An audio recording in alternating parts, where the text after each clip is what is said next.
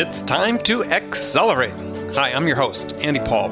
Join me as I host conversations with the leading experts in sales, marketing, sales automation, sales process, leadership, management, training, coaching, any resource that I believe to help you accelerate the growth of your sales, your business, and most importantly, you. Hello, and welcome to Accelerate. Joining me on the show again today for the second time, Stephen Rosen, who is the founder of Star Results. He's an author, speaker, trainer, and expert on training sales managers. You can find him online at starresults.com. Stephen, welcome to Accelerate. Andy, thanks so much for having me back. Well, my pleasure. My pleasure. You're one of my first guests, actually. So This is sort of like a reunion of sorts. Well, I mean, the nice thing is Accelerate has done incredibly well. As I was surfing the net and looked at all the sales podcasts out there, you've come in as top 10 in a couple articles and top line articles that top 10 best sales podcasts to listen to. Well, excellent. So it's a pleasure to be here. Well, great. Well, that's a mutual pleasure. So for the people maybe who missed you the first time around, why don't you give a little bit of introduction to yourself? Okay. Well, I'm going to go back to my days in sales. I've sort of been on the street, carrying a bag in sales, and I've worked my way up through the sales organization, doing the frontline sales manager job, national sales manager, VP of sales and marketing for two Fortune 500 companies in Canada in the pharmaceutical biotech industry, and I also was responsible for medical devices. And over the last, I guess it's 13 years now, I've run my own business called Star Results, and what we do is we help sales leaders crush their sales numbers. And really it's about driving performance through people and through great leadership, and leadership development is really our focus, and that's all we do.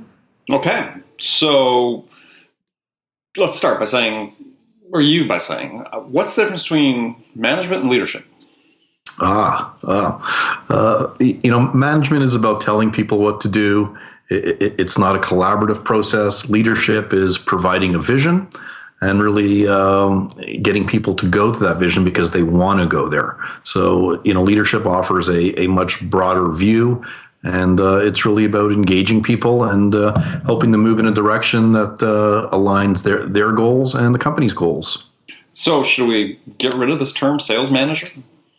Well, part of what I work on is, there is a management component to the job, but as we realize in many jobs, they keep expanding, and, your podcast is called Accelerate, and we look at what skills are going to accelerate sales, because that's what sales organizations are tasked with. And, management is not necessarily contribute a positive aspect to accelerating sales, but sometimes there's components that are, necessary evils.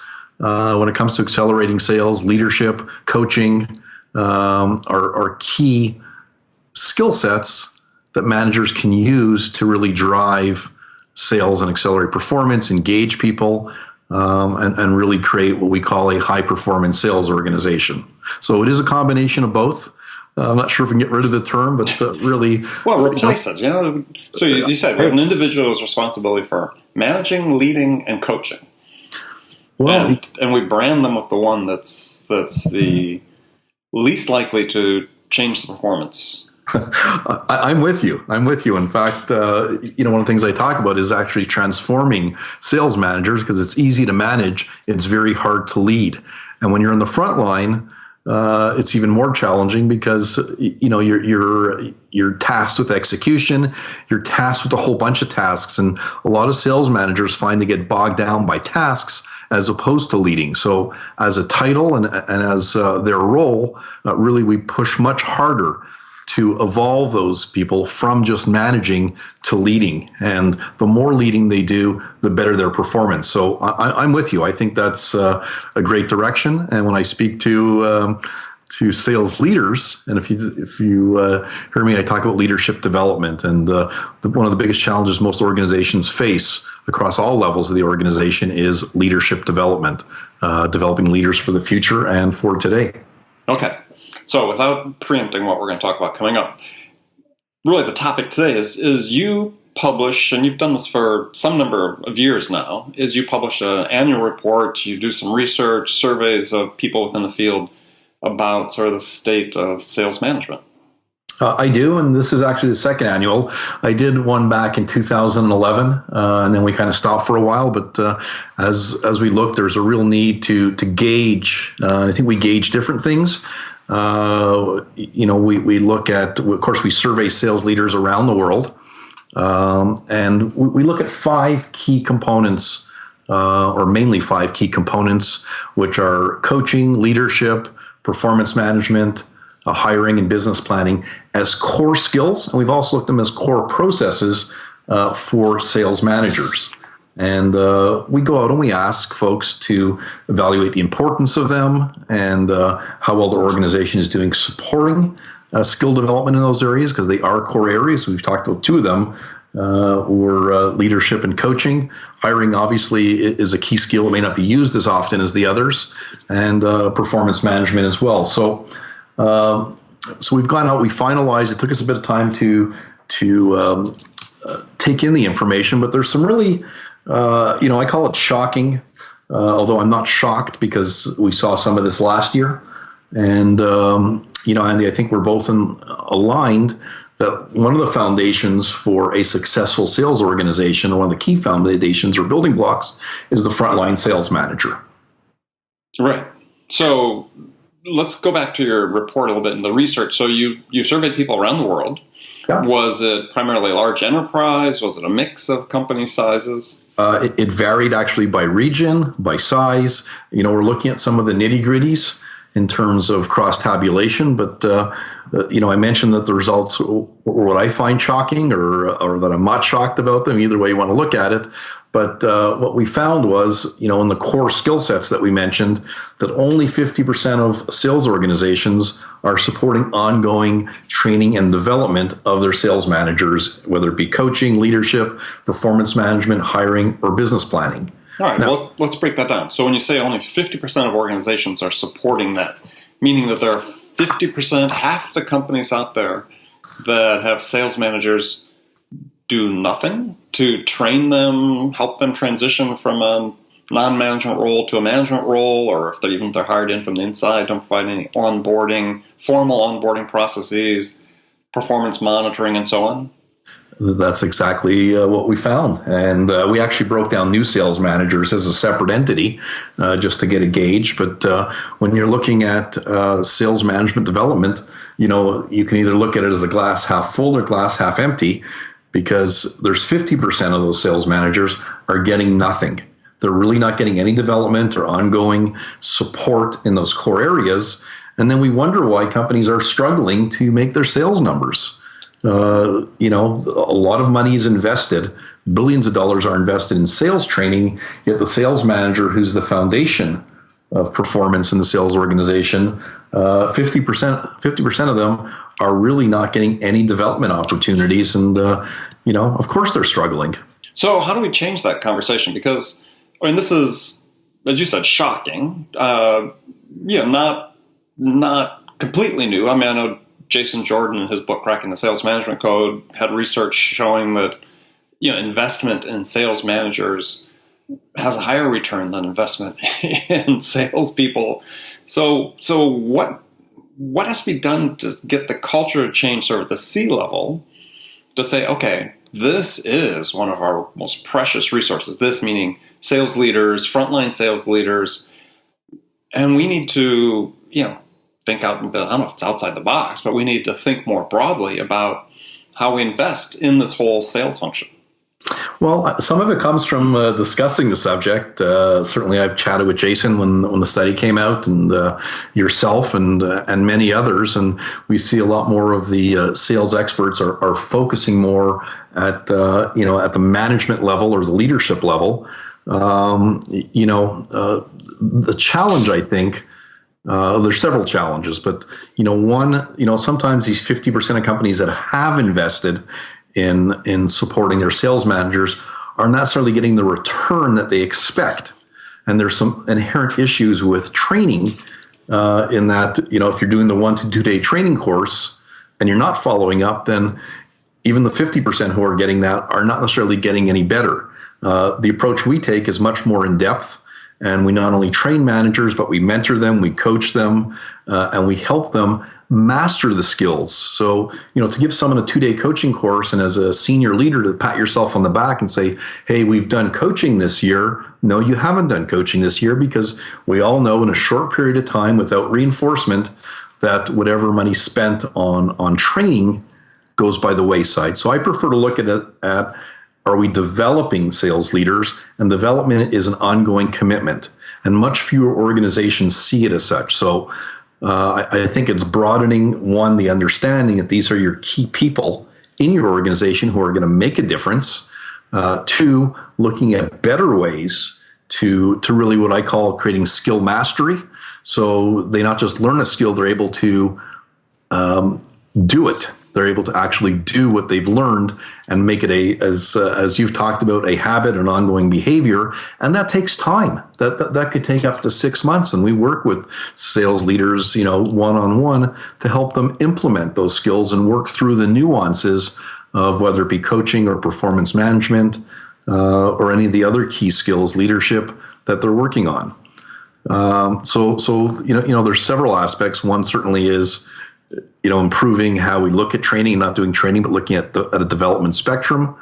And really the other component is, recognizing that, we want to invest in these people because, as you said, your biggest bang for your buck, assuming there's a 10-to-1 ratio of sales managers to sales reps, you're going to get a much bigger bang for your buck investing in your sales leaders. The other thing, and maybe I'm taking it off topic, but a lot of investment, or at least a lot of noise that we see in the industry, is very much evolved around technology and adding technology on, and CRM, and there's so many great apps out there. But that in itself, I don't believe is the silver bullet. And I think without the foundation of great sales leadership, any of those initiatives are going to be suboptimal. Yeah, well, right. I mean, if you have a suboptimal process, or if you've got somebody who is not performing up to their potential, then layering technology on top is not going to fix that problem. And I think that's what a lot of organizations, I was a VP of sales for 10 years, and every year I'm looking at, what can I do differently to drive greater performance, right? We're always trying to push the bar higher. And I think we forget about our sales managers or sales leaders. I've got to get in that habit, but we forget about them, and we expect that they know what they're doing until they don't know what they're doing, and then we probably fire them. So the investment in technology without a foundation in place, to me, is putting the cart before the horse. Yeah, well, I think there's certainly an assumption that the technology drives the generation of a lot of data, and the collection and analysis of the data is perceived by some to be a substitute for coaching and performance management and the level of behavior setting and behavior establishment that really is required to move a team forward. 100%. So part of it, I think, coming back to your question, what Accelerate is about. It's about accelerating sales, and I think it's a combination of technology. That's not the first one, but I mentioned it first. People and processes. And if you look on the people component, a lot of money's invested in your sales representative, which I think is great. I think there's a miss, and I think we need to get that message out that there are better ways to develop your sales managers. And you should be focused on that. And the other component we looked at in the study this year was on looking at those same 5 activities or skills or behaviors, and looking at how well understood and how effective those processes are within those organizations. So, for instance? Okay. So, we looked at, we asked our participants, do you have a highly effective, well understood coaching methodology within your organization? And, in terms of people agreeing or being agreeable, which is agreeing or highly agreeing, only 44% said yes. So, of course, the flip side is that 56% are saying, hey, it's not highly effective or it's not well understood. So, one of the challenges or one of the upsides, companies who have a methodology that they follow, almost in anything, if you follow a sales methodology, you're going to increase sales because sales is a process. Same as coaching. Managers, complain that coaching is really difficult to do. Well, unless you sort of have a process or a methodology, it's even harder to do, and then everyone's doing it differently. So there's a real gap there, and across the board, whether it be formal business planning process, which we had 55%, systematic hiring process, and if you think of the cost of making bad hires, again, only 44% of respondents said they agreed or were in agreement with the fact that their company had a systematic hiring process. It gets a little bit better. We looked at leadership as a process of aligning goals, which we got a 60% positive response. And seemingly the most important skill that came out and the companies focused most on is performance management. Well, yeah, I mean, you talk about how there seems to be still more emphasis in the report. You talk about this, more emphasis placed on managing performance versus giving managers or sales leaders the tools to help develop consistent performance among their team. And I think that, again, for entrepreneurs, C-level people that are listening to the show, I mean, this is sort of, I think, where the rubber really meets the road, is that I think there's a tendency, as you go higher up in the organizations, I just want to know, are we making it or not? And yes, it becomes very black and white. Right. And, I don't want to know how the sausage is being made necessarily, but as you move down closer to where the action happens in terms of the levels of management, somebody needs to care. And what you're saying is it seems to be that too often the only person that really cares is just one level above the salesperson.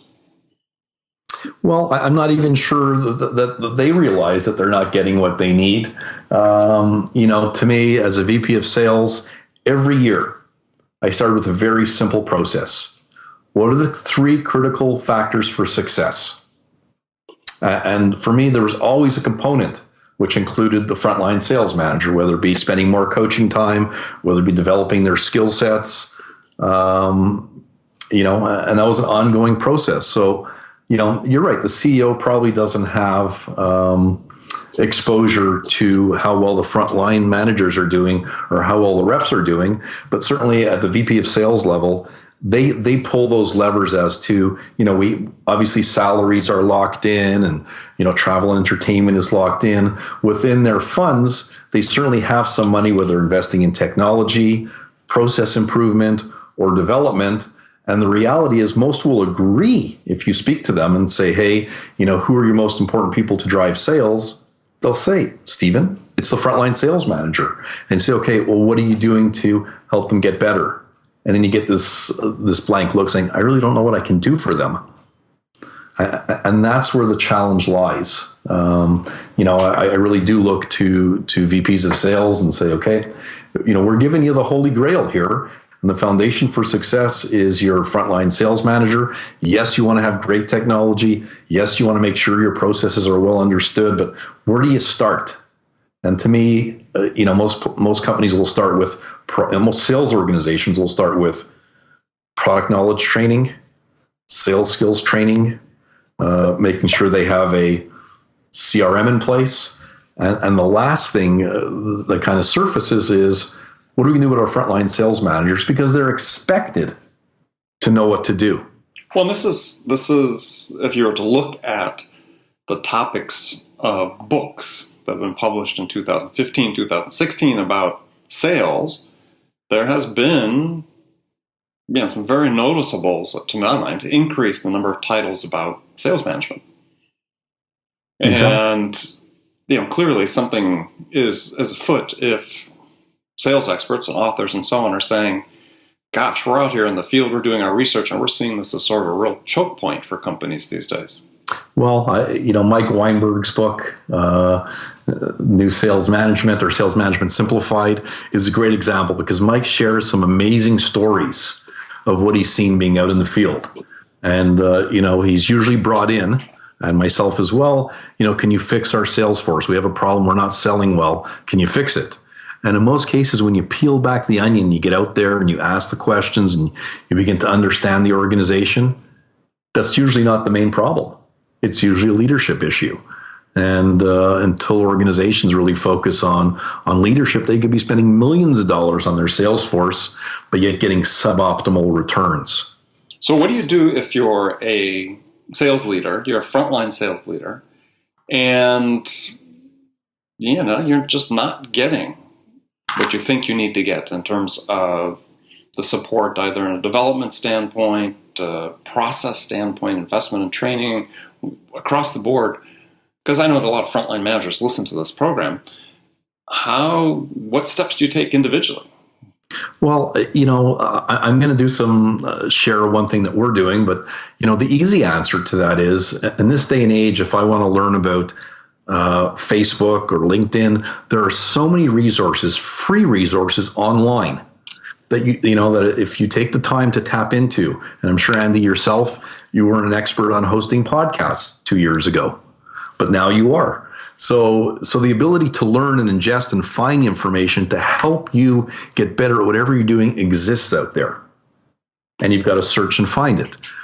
For myself, one of the most important things I look at is how can we develop great sales leaders. So what we are doing is, we're providing ongoing webinars. We're just starting with our second one, which I'm going to put a plug in here if you're okay with it. Sure. We're doing the Ultimate Sales Leadership Strategy for High Performance, and that's coming up. We're going to have one every month.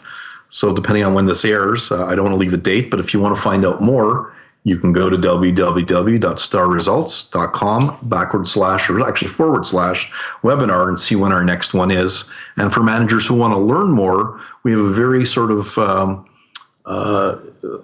revolutionary approach to developing sales managers, which is a combination of training, one-on-one coaching, assessment, and tools to really create skill mastery, and it's done over a 6-month period. So we're really looking to help those 50% of managers who are not getting the support, and those people who want to take control of their own career. Because, I worked through a sales management role. I had no training. Some of us are lucky and we find some tricks to be successful. But in most cases, if you want to compete in this world, there are resources out there. We have created one specifically for that segment of managers, even though a lot of our work is corporate, to help them, because there really isn't a ton of things out there for them. If they go to a large training organization, they're going to send them on a public training course. And personally, I don't find, they're great to go to, but I don't find them impactful in terms of changing behaviors. And that's really what we're focused on, is creating the behavior of skill mastery, of coaching, is arguably the most important skill. We'll train managers on how to be effective coaches. We'll share a methodology with them and really try to build them up so they can not just understand it, but they can do it, and do it with ease. And that takes time. So which part of that is the revolutionary part? The revolutionary part is, number one, go to any sales organization, and when you're talking about training, there's no companies that do one-on-one coaching as a follow-up. So what we do is we have our training is on demand, so the manager can see it as they need it over a 6-month period. What we do is 2 things that are revolutionary. 1, we gauge the manager's coaching effectiveness prior. And 2, not only do we provide the content in easy to understand chunks, every month we'll connect with the manager to help them work through the nuances of skill mastery. And by the end of that 6 months, they're out there and they're actually impacting sales, as opposed to a 1 or 2 day course, which feels great, but it's 1 or 2 days you'll never get back in your life. So they never actually even have to leave the field to do what we're doing. And I don't think there's anyone, and I've searched and I've asked various folks who are in the training industry who else offers this, and I think we're the only ones who are offering this approach to skill mastery. Okay, so you offer at the tail end of your report 5 strategies for developing a strong sales management team, and you just described the 5th strategy, which is outsource the development of developing your sales management team. So let's talk about some of the other strategies. So the first one is provide intensive support and feedback for your new sales managers. Okay. So one of the things, just to throw in some stats, I'm not a stats guy, but Well, you just did a study. You've got stats. Well, I'm not a stats guy, but stats are good to at least form some perspective. And the beauty of doing the same research over time, it's a very sad state for new sales managers because only a third of them have any formal training before they're thrown in to sink or swim. So only a third of companies provide formal training for sales managers. Yes. Wow. Okay. And, there's various stats. There's one I quote that says 40% of new sales leaders fail in the first 18 months. Mm-hmm. Yeah, not surprising. Okay. And there's studies that say even higher. But, the impact is detrimental on your sales organization. So, in terms of providing support and feedback for new sales managers, that really lies with the next level of management to take a greater ownership to the development of their new sales manager, not thinking that, hey, because they were a great rep, we're going to put them in and make them a great coach. And I think one of the greatest examples, and, as a Canadian, you didn't mention I'm Canadian, but, the greatest hockey player in the world, Wayne Gretzky, was not the greatest coach in the world. Right. And in fact, he failed miserably as a coach. And I think he's an amazing individual, but not everyone who plays can coach. And it's a different skill set. And, so of course, I don't need to go into the long argument, but if you promote your best sales rep into a sales leadership role and they fail, which if you're not doing anything for them, chances are, unless they're super individuals, will fail, or they'll have a complete negative impact on their team in terms of engagement, performance, morale, and turnover. And we've seen it where, and there's no going back for them because once they've been promoted to manager, they're not going back to be your best rep. So you've lost in two cases. So intensive support, you can look at two ways. One, ownership being taken by their next level of management, whether that's the regional VP, the VP, but you need to be there for them and having ongoing sessions. And of course, if that fails, you go to number 5, which says outsource. And I really think, small to medium-sized companies maybe don't have the resources to support a new sales manager. And what I suggest is that, I don't know how often it happens, maybe it's 1 or 2 times a year, that they have an organization that they know can take that manager and help them transition the first 90 to 180 days. And I think the cost of doing that versus the cost of a failure is almost a no-brainer. Yeah, no, I would agree that the cost of having a failure sales management level is substantial. I mean, it's cost of a bad sales hire, once that I saw said was 7 times the person's first year salary. Right. You have to imagine there's a multiplier effect there if a sales manager fails. So let's go back to, you'd said that only 32% of companies have some formal onboarding for sales managers. What would be really interesting to find out is whether the same applies for onboarding of salespeople. Because if only 32% of companies have a formal process for onboarding salespeople and bringing them up to a point of sales readiness to go out and be productive, you're multiplying the problem. 100%. And, I don't have an answer to the question, but I do have some anecdotal experience. And, coming from the pharmaceutical diagnostic equipment business, we had great training for new sales reps. And it was offered several times a year where we take a rep through 3 weeks of intensive product training, how to work within the organization, selling skills. That was a program of pride. And I can tell you, in most organizations, there's a lot of effort spent. And I can't quote the number because I don't have it, but most people listening would probably shake their heads and say, we do a great, maybe not a great job onboarding. Sometimes there's onboarding issues, but in terms of training new sales reps to get them up to speed, to make their first sale, companies do a pretty damn good job in that area. I know I did when I was a VP of sales, and organizations I've worked with spend a lot of time, and their trainers are focused on that. Once you move outside the realm of the sales rep, I think the stat was close to 50% of organizations had dedicated dedicated trainers for their sales leadership team. Well, I think one of the real issues, and this is a conundrum I've seen time and time again, is and it's sort of crazy when you think about it, is managers oftentimes refuse to ask for help, or by the same token, companies refuse to consider giving their managers help because the perception is they should know what they're doing. We just promoted them to be manager. Don't they know everything, right? That's the expectation. And I can't tell you the number of times I've worked with VPs of sales and others that took a long time to work with them and the CEOs and perhaps sometimes the board to get approval for them to be able to hire a resource to help them improve what they're doing. And that speaks to the challenge we talked about earlier, that even companies that identify that as an upside, as something that will help accelerate their sales, improve performance, because that's what we're all looking for, is ways to improve. And I come back and I've been, talking about this. I've been, for a number of years, and that's probably at least 10 of my 13 years in my business. About, these are the long lost soldiers. And, I'm not a military guy, but I think, the military does a very good job training. And when you send a commander out with a unit, you better hope that commander's well trained for, on the spot combat and being able to make decisions. Mm-hmm. And I don't think the military sends them out unqualified. At least I hope not. I think they do a pretty good job. So I look at the frontline manager as that same type of individual who, we're all trying to squeeze out more performance. It's competitive marketplaces.